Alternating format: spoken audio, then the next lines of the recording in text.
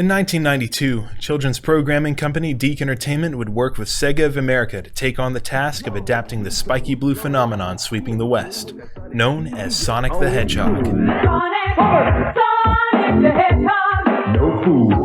Oh, this is Sonic the Hedgehog from Sega Genesis. Look at these radical colors, huh? Wow, Sonic's fast, too. No, over here. Why can't it be more like that nice boy Mario? Oh! Little brat! Writers Lynn Jansen, Pat Lee, and Ben Hurst were put in charge of making a little blue hedgehog that outruns Formula Ones and beats up an evil mustached egg-shaped scientist man into a comprehensible show for kids. Sonic the Hedgehog ran into problems almost from day one. Yeah, this wasn't going to be easy. All of my knowledge of Sonic came, first of all, with the first briefing I had for Adventures of Sonic the Hedgehog when we were invited in to pitch premises. At that time, we were shown 3 or 4 levels of the video game on a video projection. We didn't play the game. And it was it didn't really connect with me, I think. It was sort of hard for me to see what that was going to be. But then there was a Bible, and that was Len Jansen. He was the one who created the Bible for it. The Bible is the part of animation that tells the writers who the characters are, what the interactions are between them, what the interrelationships are, what the world is, what their universe is like. And he, I think, changed a lot of the elements of Sonic to things that were more screen friendly. It was became more of an animation, almost feature film quality. And so, with all the preparations made, a new world for Sonic was born. The story of a kingdom fallen at the mercy of Dr. Robotnik, a tyrannical megalomaniacal genius who once served it, transforming its citizens into robotic slaves and forcing Sonic and his friends into hiding. They would continue to grow up in their hidden village and eventually begin to fight back as the Freedom Fighters, performing sabotage missions and gathering intel in the hopes that one day they'll be able to take back their home and restore the planet.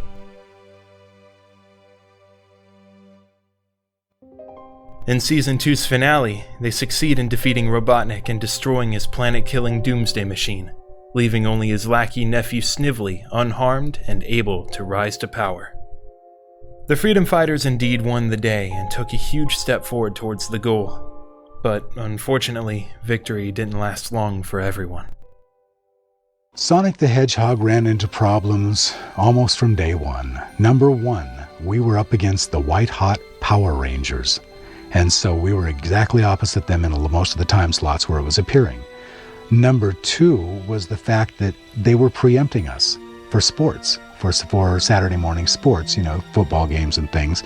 So sometimes we were on and sometimes we weren't. So we sort of have a Star Trek-like reputation. I'm not comparing us to Star Trek, but if you remember, Star Trek was not popular when it was on and became popular after it wasn't on because people caught up with it. And it was after it went into syndication, I think, or when they started rerunning it, is when Sonic really started to take off. The third thing is that the head of ABC Children's Programming left at the end of the year. And the new people came in. I heard the phrase, I don't know if they actually said it, but I heard the phrase percolate down, a new broom sweeps clean. And so Sonic was just simply taken off the slate. And of course, as all the fans and people who love the series know, we left the second season on a cliffhanger, anticipating doing a third season. And so I think that may have contributed in part to the longevity of the fan base. But Ben wouldn't give up from that. He would go on to try everything in his power to see a revival of the show, even getting an opportunity to greenlight a direct-to-video film that would conclude the story. But nothing ended up working out. Mr. Hurst would unfortunately pass away on August 10th, 2010, without any success in finishing his story. I want to say this about the fans, is that they are incredible, and they have been flattering, they've been wonderful, and they've also been fun. I think about 6 or 7 years ago, I did a chat online with them, and the questions were predictably young because the fans were still young. And I just did one this year as well, which was supposed to go an hour and went about 2 hours or so. And all of a sudden, I had a group of people who were in their 20s, and the questions became way more sophisticated. But it's been very gratifying to have this fan base, and they are just amazing. I can't say enough good about them. Indeed, after its cancellation, Sonic Sat AM, as the Saturday morning show had come to be known, would go on to be widely celebrated for the next 30 years. From stories to fan projects to even game mods, there's still a huge audience who's waiting to finally see a continuation of Sonic and the Freedom Fighters. And remember, we were never the only ones. When you leave any task unfinished, when you've left anything on a high note and you're ready to jump back in and it's suddenly taken away from you, you're always going to be disappointed. I didn't realize that disappointment would be carried forward through a fan base for 10 years. And still the cry is out there. But as they say in Hollywood, which is true, everything can change with one phone call. I mean, my dream is that Sega or DIC or whoever else is up there decides one day, you know what, this worked.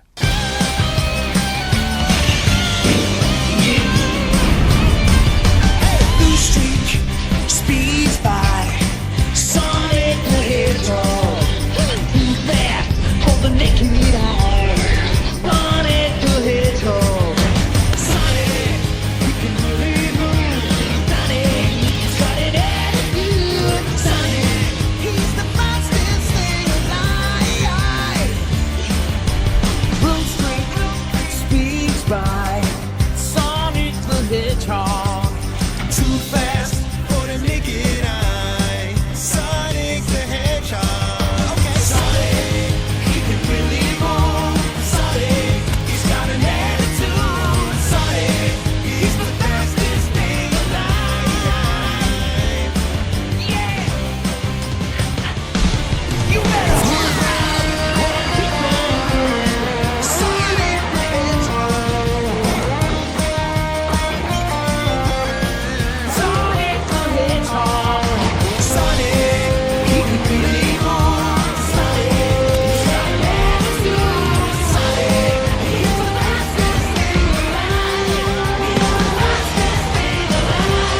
He's the fastest thing alive.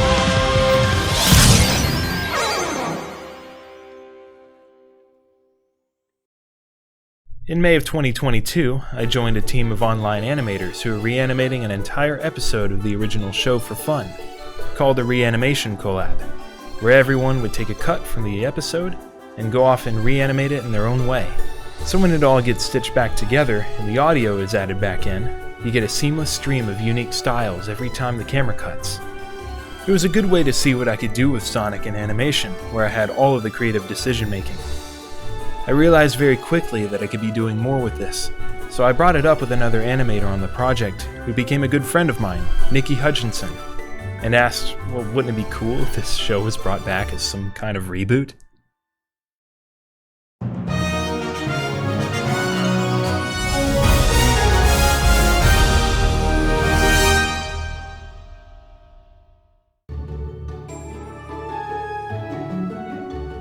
If I was going to reintroduce this version of Sonic to today's audience, I was going to need a faithful yet fresh style. Years of innovation allows us to create very complex visuals, pushing what we can do with animation overall. And in terms of depicting Sonic's immense speed and action, there's a certain style that comes to mind.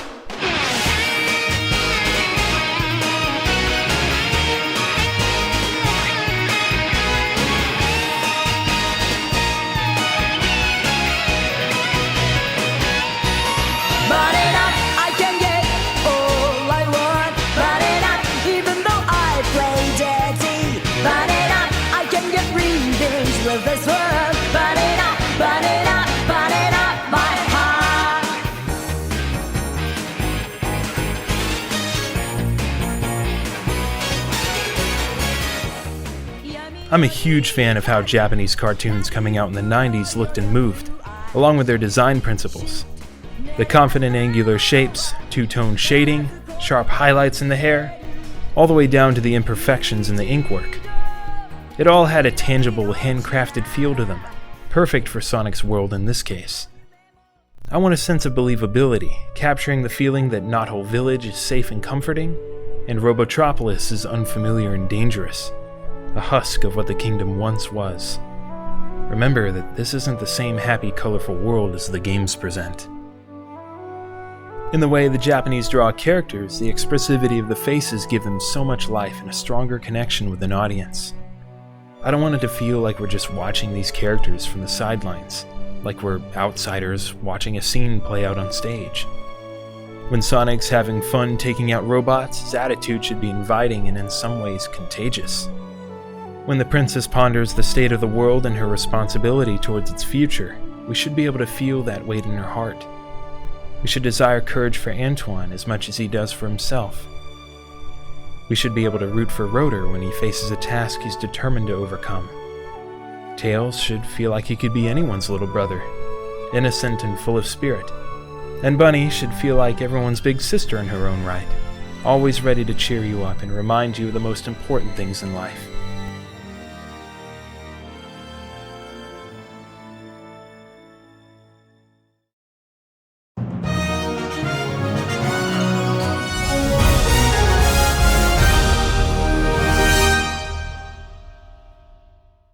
It goes without saying that music has always been a major part of Sonic throughout the years, and I'm of the opinion that music is just as important as the visuals in any type of film, which means that this is something I had to get right for mine. But I was going to need some help.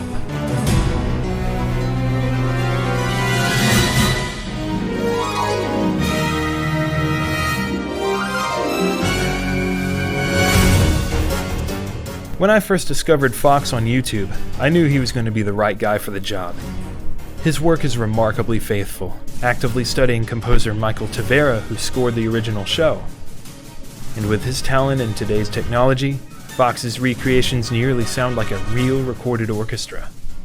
This, combined with my Mega Drive plug-in and other digital instruments, we get something special.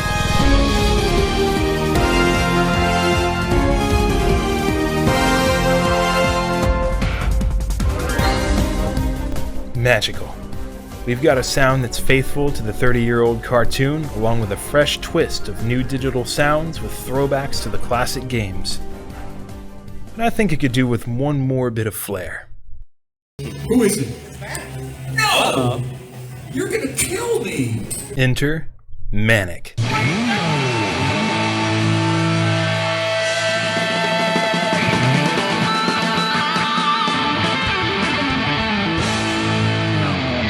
With his playing style heavily inspired by Crush 40's guitarist Jun Senoue, and having worked with singer Johnny Gioeli himself, this guy easily brings back that classic 90s taste, and contributes to Act 2's style of music. I believe that one of the project's greatest strengths is the raw talent and passion behind it, and Manic's got plenty. Bringing in his home studio complete with guitars, amplifiers, a drum set, everything.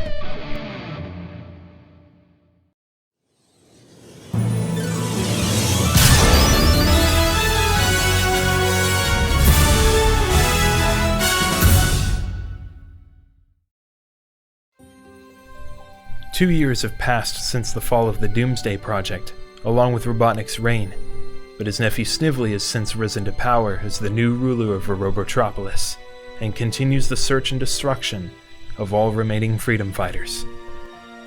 Sonic and his friends have made many advancements in their new way of life, with the war tilting more and more in their favor, until Sally officially comes of age, and new royal secrets are finally available to her through her handheld computer AI Nicole. In turn, this also becomes accessible to Snively, since he's occupied the palace computer system for years now, which Nicole is secretly and directly connected to. The most dangerous secret in the database is revealed to be the Chaos Emeralds, 7 magical gems that grant their user ultimate power when brought together. With both parties having learned of their existence, the final race to decide the fate of the world begins. Who will be the first to collect them all and finally put an end to the war?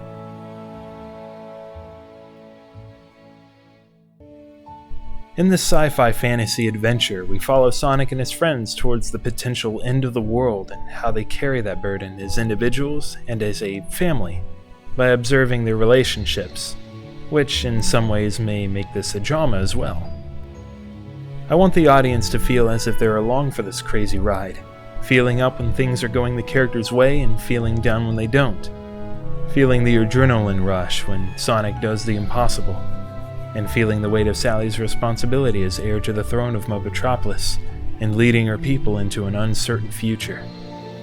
It'll be important to emphasize the connection of Sonic and his friends, having grown up from childhood together in a broken world, watching the unlikely band of teenagers work together and fighting unprecedentedly something much bigger than them with nearly impossible odds.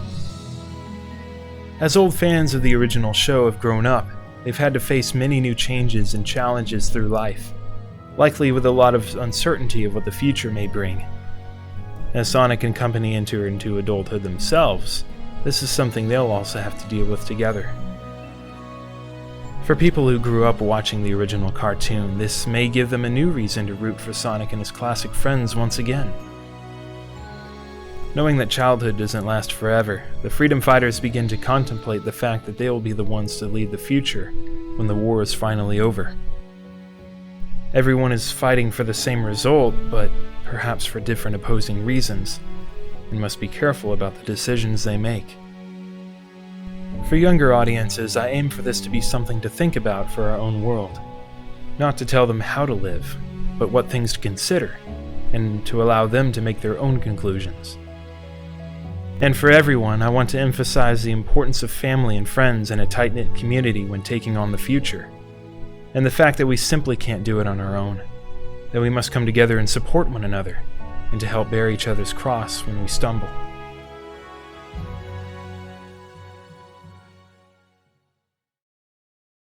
Even though it doesn't fit with the current branding of Sonic, Jansen, Ali, Hurst, and the rest of their team were able to take only 4 screenshots of a game they weren't familiar with, from a franchise that was barely 2 years in the making, and create a compelling underdog story that taught kids the importance of friendship and freedom amongst the destructive force of tyranny, teaching them lessons of patience, humility, and love. But is this the direction Mr. Hurst wanted his story to go in? I could say with confidence, no, probably not. Am I passing on the same lessons and values through this film? All I can say is that I hope so. As an artist, it's not exactly my job to be someone else. It's also not my job to disregard everything that someone built beforehand, just because I want to do something else entirely. The goal of this project is to see what could be, given what was already created and set up. If I was ever given the privilege to work with Hurst on his direct-to-video film, what ideas would I present to him, given his interest in learning more about the games at that time? How can I take his creation further without turning it into a bad, meritless fanfiction? I believe that enhancing what was already established in the show and exploring the details will both enrich Sonic's world and celebrate Hurst's ideas. Only then do I think it's appropriate to take these beloved characters on one last adventure with stakes higher than ever before, and give them a proper ending that fans have been waiting for 30 years. My name is Evan Stout, and I want to thank you for listening, and I hope I've given enough reason for why this version of Sonic was, and can still be, way past cool.